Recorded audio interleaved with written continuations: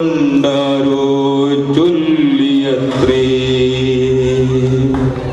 ഒൻപതുണ്ടല്ലോ ഒതുക്കളെന്ന ഒന്നിനെ ചേർത്തി മതിൽ കൊടുത്താൽ ആ മതിൽ മണ്ണിൽ ഉറച്ചു നിൽക്കും, ആ ചന്ദ്രതാരം ഉയർന്നു നിൽക്കും.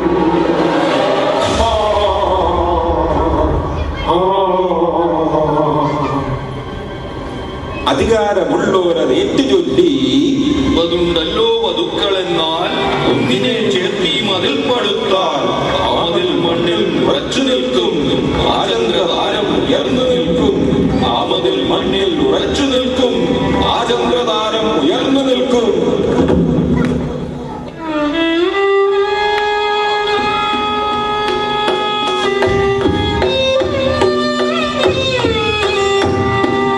ഒൻപതുണ്ടത്രേ പ്രിയവധുക്കൾ അന്തിയെന്നോരവരൊന്നുപോലെ. ഒൻപതുണ്ടത്രേ പ്രിയവധുക്കൾ അന്തിയെന്നോരവരൊന്നുപോലെ. ക്രൂരമാമീ ബലിക്കായതിൽ നിന്നാരെ ഒരുവളെ മാറ്റി നിർത്തും. ക്രൂരമാമീ ബലിക്കായതിൽ നിന്നാരെ ഒരുവളെ മാറ്റി നിർത്തും. ആരെ ഒരുവളെ മാറ്റി നിർത്തും.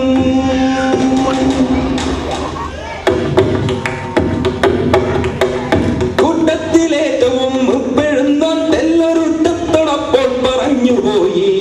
ഇന്നുച്ച നേരത്ത് കഞ്ഞിയുമായി വന്നെത്തിടുന്നവൾ ആരുമാട്ടെ, അവളെയും ചേർത്തി മതിൽ പടുക്കും, അവളി പണിക്കാതെ മാനം കാക്കും.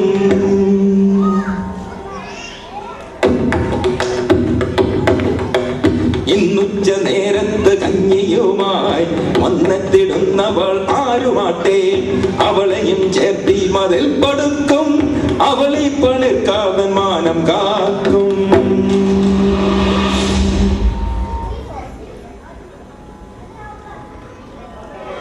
എത്ര പണിതിട്ടും പണി തീർക്കാൻ കഴിയാത്ത ആ ഗോപുരത്തിനു മുന്നിൽ നാടടങ്കം പകച്ചു നിന്നു. എന്തേ ഈ ഗോപുരഭിത്തികൾ ഉറയ്ക്കുന്നില്ല എന്ന ചോദ്യം എങ്ങും മുഴങ്ങി.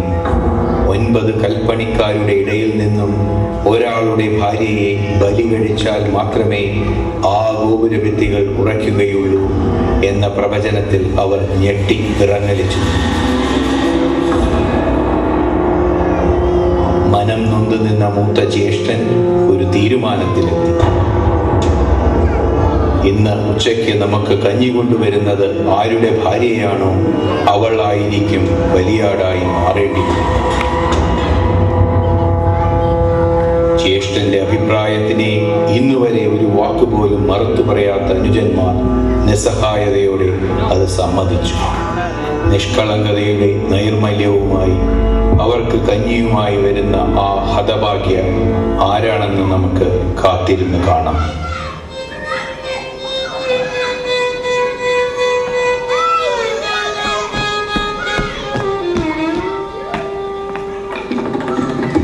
ഒൻപതു പേരവർ കൽപ്പണിക്കാർ, 9 മെയ്യും ഒരു മനസ്സും. എങ്കിലും 9 പേരുമപ്പോൾ സ്വന്തം വധു മുഖം മാത്രമോർത്തു. സ്വന്തം വധു മുഖം മാത്രമോർത്തു. അശുഭങ്ങൾ ശങ്കിച്ചു പോകയാലോ അറിയാതെ നെടുവി പുണർന്നുപോയി. 18 കൈകൾ വീണ്ടും ഭിത്തി പടുക്കും പണി തുടർന്നു. ഭിത്തി പടുക്കും പണി തുടർന്നു. തങ്ങളിൽ നോക്കുവാനായിടാതെ എങ്ങോ മിഴി നട്ടു നിന്നവരും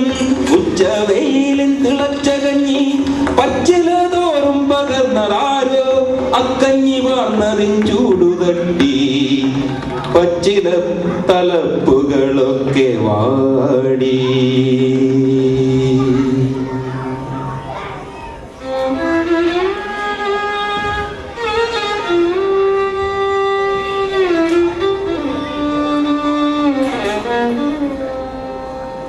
കഞ്ഞിക്കലവും തലയിലേറ്റി കയ്യാലെ താങ്ങി പിടിച്ചുകൊണ്ടേ മുണ്ടകപ്പാടവരമ്പിലൂടെ മുന്നിലെ ചെന്തെങ്ങിൻ തോപ്പിലൂടെ ചുണ്ടത്ത് തുമ്പച്ചിരിയുമായി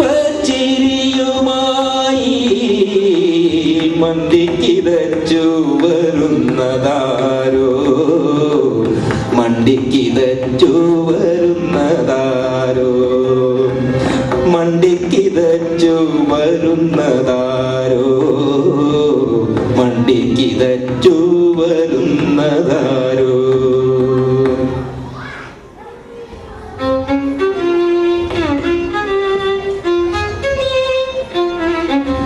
മൂക്കിന്റെ തുമ്പത്ത് തൂങ്ങി നിന്നു മുത്തുപോൽ ഞാറ്റുപോൽ വേപ്പുതുള്ളി.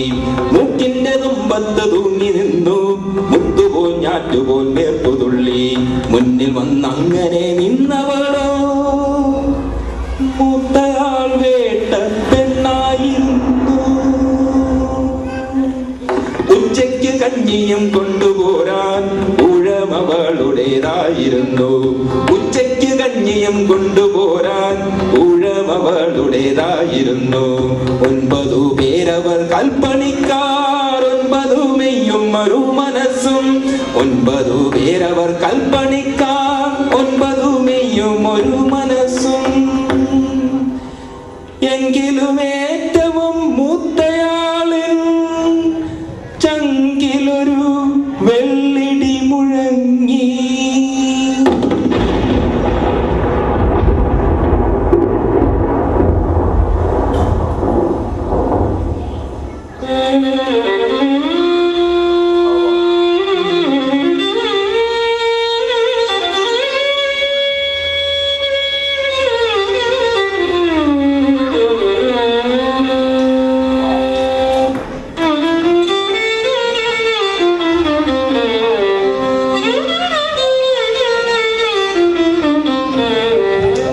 കൊടിയ പ്ലാവില മുന്നിൽ വച്ചു, ചട്ടിയിൽ കഞ്ഞിയും പാർന്നു വച്ചു.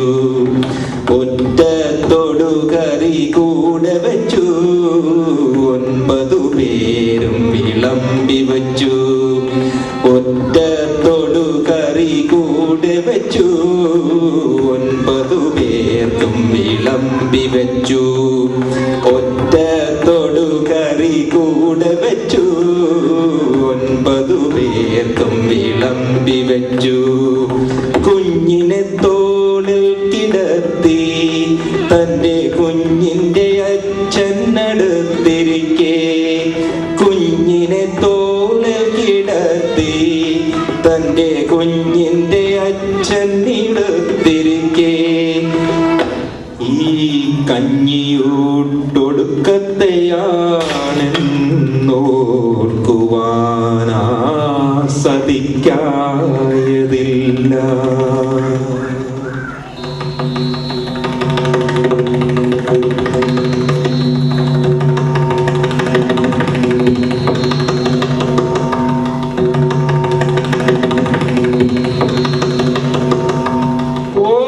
ഓർക്കാപ്പുറത്താണ് ശനിപാദം, ആർക്കറിയാമിന്നതിൻ മുഹൂർത്തം.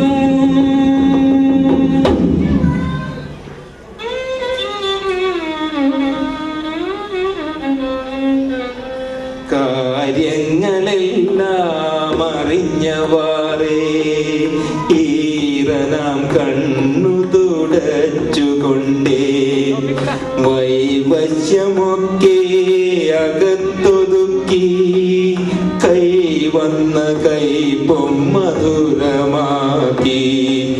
കൂടെ പൊറുത്ത പുരുഷനോടും കൂടെ പിറപ്പുകളോടുമായി, കൂടെ പൊറുത്ത പുരുഷനോടും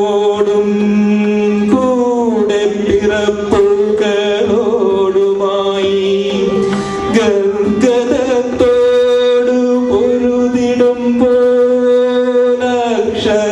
അക്ഷരമോരോന്നും ഊന്നി അന്ത്യമാം